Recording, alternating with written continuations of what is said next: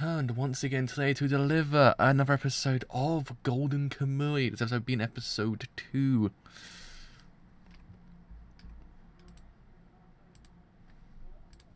Twitch has still been really weird when it comes to aspect ratios lately, so I don't know what's going on there. So yeah, as I was saying before, how we're doing episode 2 of Golden Kamuy. Today I probably might do episode 3 tomorrow.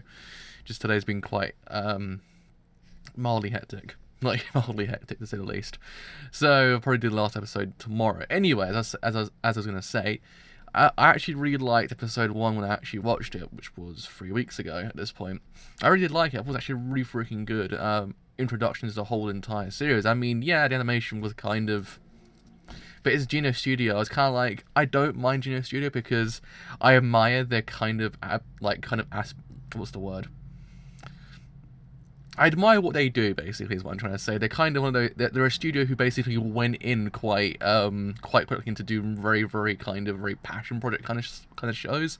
And I really appreciated that, because it's one of those things that, even though they don't have possibly the greatest resources just yet, the shows are actually making it pretty freaking good, so that doesn't really matter if their animation slightly suffers in the process.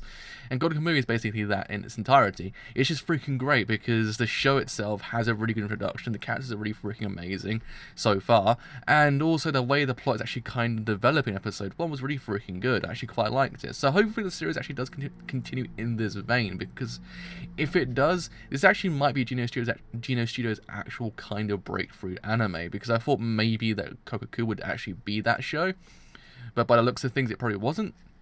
But I have a firm belief this one actually might just be that show. Like, it really kind of feels like it. It just has that. It has the makings of, if you get what I mean. So I've been doing a lot of reading in near. My brain just stops.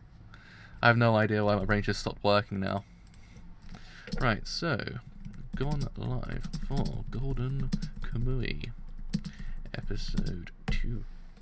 So yeah, I did actually really want to catch up with this show because it does look really freaking good. This and Legend of Galactic Heroes are probably my favorite shows of the season, which are actually kind of new besides Kingdom Matsuri. I think those are the top 3 shows of the season for me. I haven't seen Megalobox yet. I have not seen Starting at Zero because, boy, is university like really kind of taken over my life at that point. So I was like, yeah, I can't watch any of these shows just yet, but I probably will get around to them, don't worry. So anyway, without further delay, let's actually get a show on the road. So in 3, 2, 1, let's watch this thing absolutely now.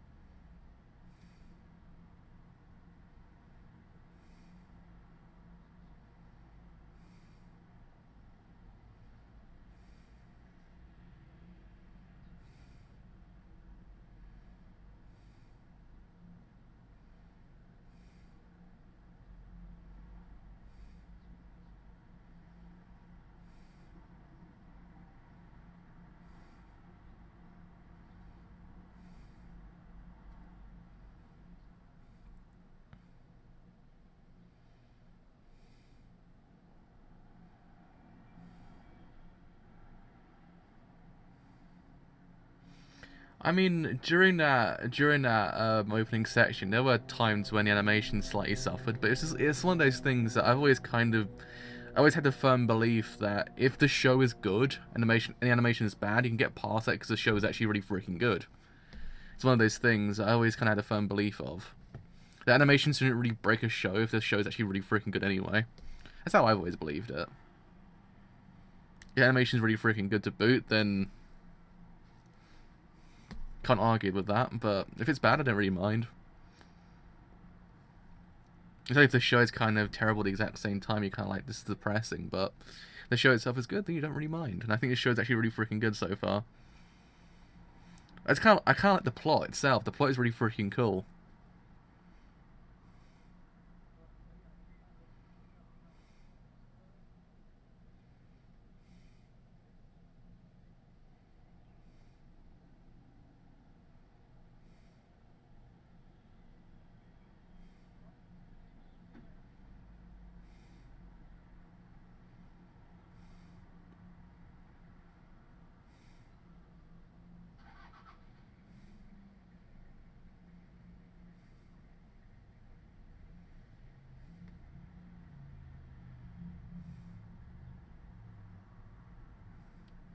Because the OP is really freaking good as well. The OP is amazing.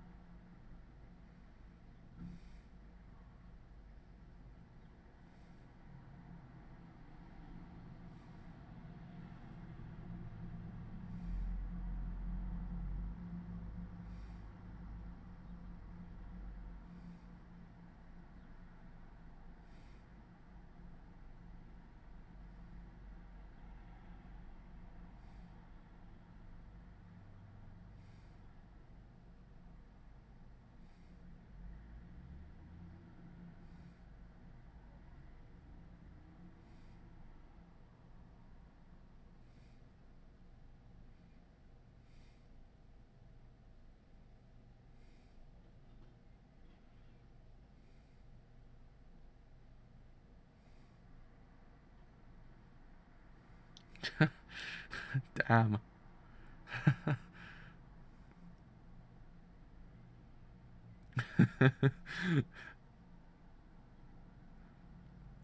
Damn.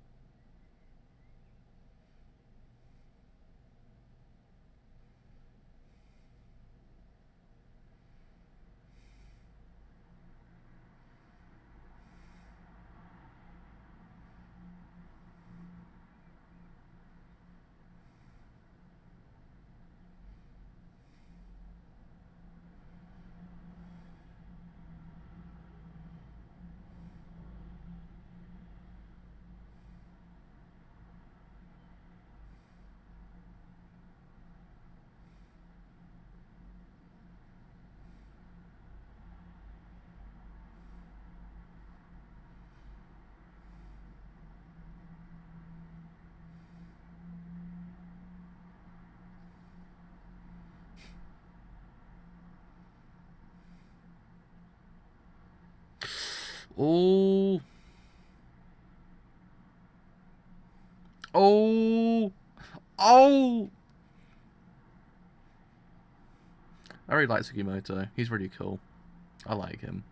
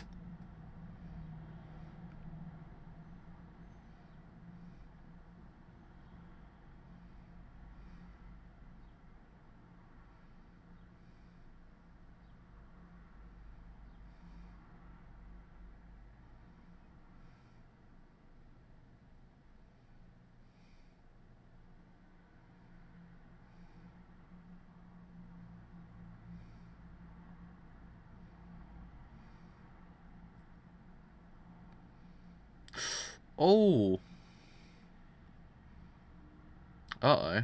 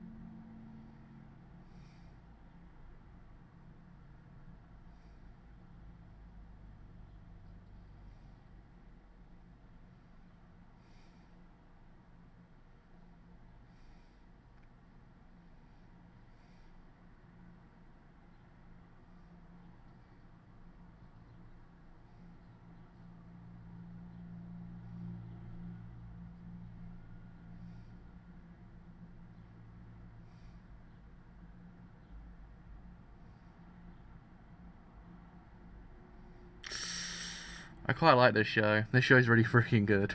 Like, it's the fact that you just don't know what's gonna happen next. It's really freaking good because of it. I love it.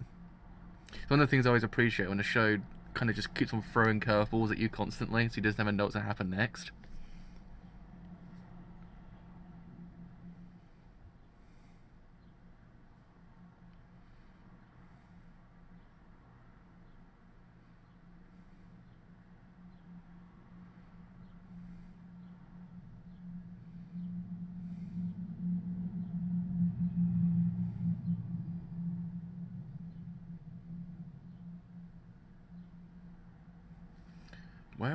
Where have I heard his voice beforehand? It seems oddly familiar.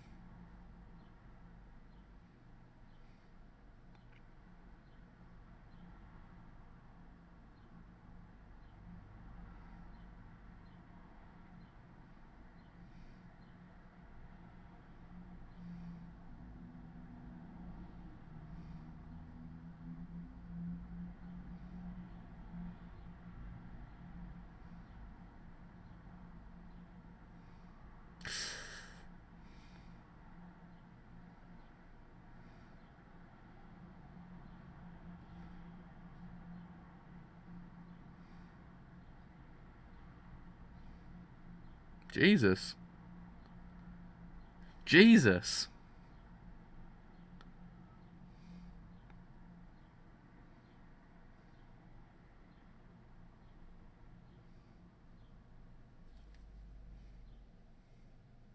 Jesus.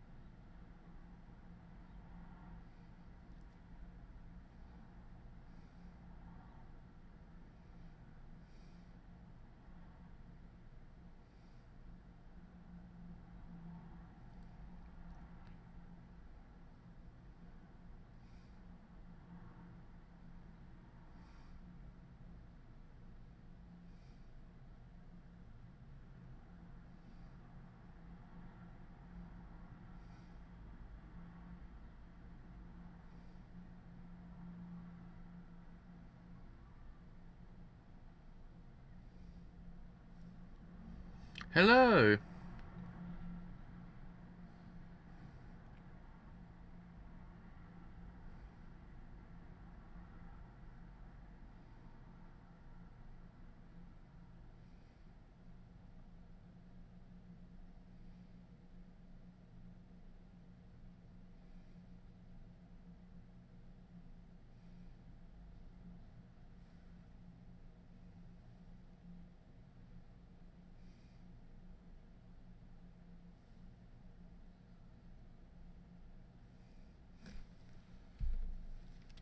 Sorry, sometimes I get really invested into the show, so I never talk. That's the problem. It's one of the things that it's one of the it's one of the things I it's one of the things I have. I get really invested into the show, so I sometimes just don't talk.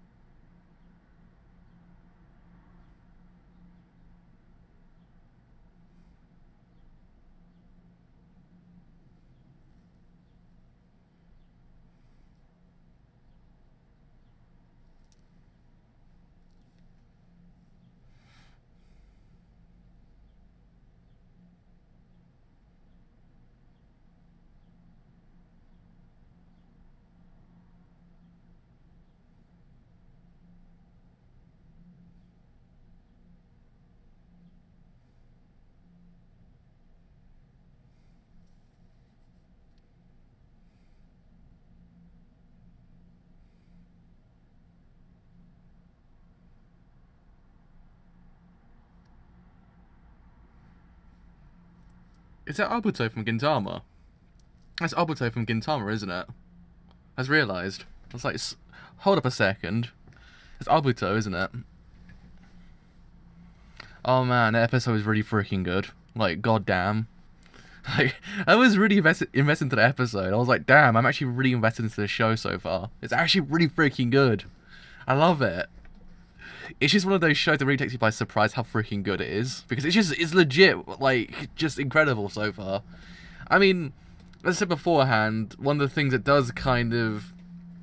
It's the only fault I really find with the show, which isn't really kind of destroying the overall show for me just yet, is the animation. It's the only thing that's kind of the only sort of not so great thing. But as I said beforehand, if the show is good itself, you can in theory get past that to actually kind of then enjoy the show.